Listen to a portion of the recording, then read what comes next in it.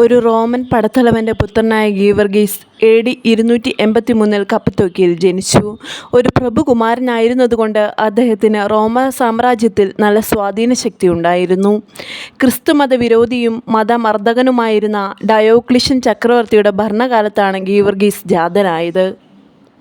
നീറോയെയും വെല്ലുന്ന പീഡന നടപടികളാണ് ഡയോക്ലിഷ്യൻ കൈക്കൊണ്ടിരുന്നത്. ക്രിസ്തുവിൻ്റെ നാമം ഉച്ചരിക്കുന്നവരെ പോലും അദ്ദേഹം നിർദ്ദയം വധിച്ചിരുന്നു. ഉന്നത കുലജാതനായിരുന്നതുകൊണ്ടും യുദ്ധവീരനായിരുന്നതുകൊണ്ടും ആദ്യകാലത്ത് ഗീവർഗീസിനെ ആരും ഉപദ്രവിച്ചിരുന്നില്ല.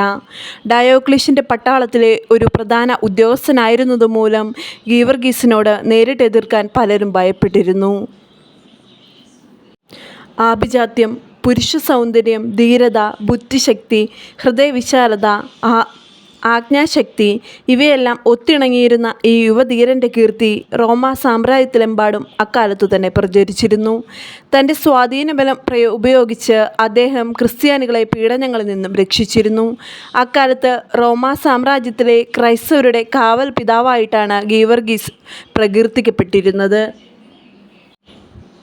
ഗീവർഗീസിൻ്റെ ബഹുമുഖങ്ങളായ കഴിവുകൾ മൂലം പടയാളികളിൽ പലർക്കും അദ്ദേഹത്തോട് അസൂയയുണ്ടായിരുന്നു. ഒളിഞ്ഞും തെളിഞ്ഞും ക്രിസ്ത്യാനികൾക്ക് സംരക്ഷണം നൽകിയിരുന്നതുമൂലം ക്രിസ്തുമത വിരോധികളിൽ നിന്നും കൂടുതൽ ശത്രുതയുണ്ടായി. ഗീവർഗീസിൻ്റെ ചെയ്തികളെക്കുറിച്ച് ഡയോക്ലിഷ്യൻ ചക്രവർത്തിയും അറിയാനിടയായി. അദ്ദേഹം രോഷാകുലനായിത്തീർന്നു. ഗീവർഗീസ് രാജസന്നിധിയിലേക്ക് വിളിക്കപ്പെട്ടു. ഗീവർഗീസിനെ കണ്ടപ്പോൾ ചക്രവർത്തിക്ക് കോപമടക്കാൻ കഴിഞ്ഞില്ല. തൻ്റെ സൈന്യത്തിലെ വിശ്വസ്തനായ സേനാനായകനായിട്ടാണ് ചക്രവർത്തി ഗീവർഗീസിനെ കരുതിയിരുന്നത്. ഒരിക്കൽ ഇംഗ്ലണ്ടിൽ തൻ്റെ പ്രതിനിധിയായി ചക്രവർത്തി അയച്ചിരുന്നത് ഗീവർഗീസിനെയായിരുന്നു. ചക്രവർത്തിമാരുടെ പ്രീതി വാത്സല്യങ്ങൾക്ക് പാത്രീഭൂതരാകുന്നവരെ മാത്രമേ പ്രതിനിധികളായി അയക്കുമായിരുന്നുള്ളൂ.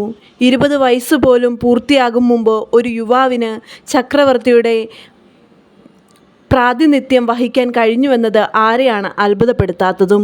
ഗീവർഗീസ് സഹദായ്ക്ക് അന്നത്തെ ഭരണകൂടത്തിൽ എത്ര ഗണ്യമായ സ്വാധീനം ഉണ്ടായിരുന്നു എന്നതിന് ഇത് മതിയായ തെളിവാണ്. അന്ധമായ ക്രിസ്തുമത വിദ്വേഷമുണ്ടായിരുന്നതുമൂലം ചക്രവർത്തിക്ക് ഗീവർഗീസിനോടുണ്ടായിരുന്ന സ്നേഹവാത്സല്യങ്ങൾ വെറുപ്പിനും പ്രതികാരത്തിനും വഴിമാറിക്കൊടുത്തു.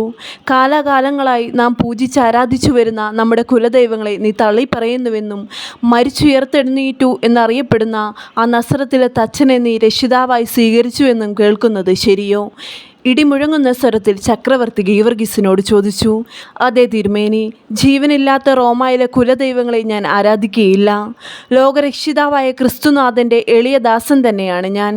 ഗീവർഗീസിൻ്റെ മറുപടി കേട്ടപ്പോൾ പൈശാചിക ശക്തിക്ക് അടിമപ്പെട്ട ഒരു ഭ്രാന്തനെപ്പോലെ ഡയോക്ലീഷ്യൻ ചക്രവർത്തി അലറി. ആരെവിടെ? കൊണ്ടുപോകൂ. ഇവനെ കഠിന പീഡനങ്ങളെ ഏൽപ്പിച്ച് കാലപുരിക്കയക്കൂ. ചക്രവർത്തി തൻ്റെ സേവകരോട് ആജ്ഞാപിച്ചു. ജ്വലിക്കുന്ന കണ്ണുകളോടെ ധീരചിത്തനായി നിൽക്കുന്ന ആ യുവകോമളനെ സ്പർശിക്കാൻ രാജസേവകർക്ക് ഭയം തോന്നി. പക്ഷേ രാജകൽപ്പന കല്ലിനെ പിളർക്കും എന്ന ചൊല്ല് അർത്ഥവത്താക്കുക തന്നെ ചെയ്തു. റോമിലെ കൽത്തുറുങ്കുകൾക്കുള്ളിൽ ഗീവർഗീസ് അടയ്ക്കപ്പെട്ടു. ഏതു ധീരചിത്തനെയും അധീനരാക്കാൻ പോന്ന പീഡനങ്ങൾക്ക് അദ്ദേഹം വിധേയനായി. പക്ഷെ ക്രിസ്തുവിൽ അടിയുറച്ച് വിശ്വസിച്ചിരുന്ന ആ യുവധീരൻ പതറിയില്ല. മൂർച്ചയേറിയ കത്തികൾ ഘടിപ്പിച്ചിട്ടുള്ള ചക്രത്തിന്മേൽ ഗീവർഗീസിനെ കറക്കിയപ്പോൾ അതികഠിനമായ വേദന അനുഭവിച്ചു. അപ്പോഴും മൂകമായി സ്വർഗീയ പിതാവിനോട് അദ്ദേഹം പ്രാർത്ഥിച്ചു കൊണ്ടിരുന്നു. എൻ്റെ വിശ്വസ്ത ദാസനായ ഗീവർഗീസേ, നീ ഒട്ടും ഭയപ്പെടേണ്ട. ഞാൻ സദാ നിന്നോട് കൂടിയുണ്ട്. നീ നിമിത്തം ആയിരങ്ങൾ രക്ഷയുടെ തൊഴുത്തിൽ പ്രവേശിക്കും. ഒരു സ്വർഗീയ ശബ്ദം മുഴങ്ങി. അപ്പോൾ മേഘാരൂഢനായി വന്ന ഒരു ദൈവദൂതൻ ഗീവർഗീസിനെ ആ മൂർച്ചയേറിയ ചക്രങ്ങളിൽ നിന്ന് വിടുവിച്ചു. ചക്രവർത്തി അത്ഭുത കാഴ്ച കണ്ട് ഭയചകിതനായി. അല്ലയോ ജീവനില്ലാത്ത വിഗ്രഹങ്ങളെ ആരാധിക്കുന്ന ചക്രവർത്തി, ഞാൻ ആരാധിക്കുന്ന ദൈവത്തിൻ്റെ ശക്തി അങ്ങേക്ക് ബോധ്യമായില്ലേ? തൻ്റെ മക്കളെ കൺമണി പോലെ കാത്തുസൂക്ഷിക്കുന്ന സ്വർഗീയ പിതാവിൻ്റെ മുമ്പിൽ മുട്ടുമടക്കാൻ അങ്ങ് സന്നദ്ധനാകൂ. ഗീവർഗീസ് ചക്രവർത്തിയുടെ മുഖത്തു നോക്കിക്കൊണ്ട് പറഞ്ഞു. പക്ഷേ അഹങ്കാരിയായ ഡയോക്ലീഷ്യൻ്റെ ഹൃദയത്തിന് അല്പം പോലും അലിവുണ്ടായില്ല.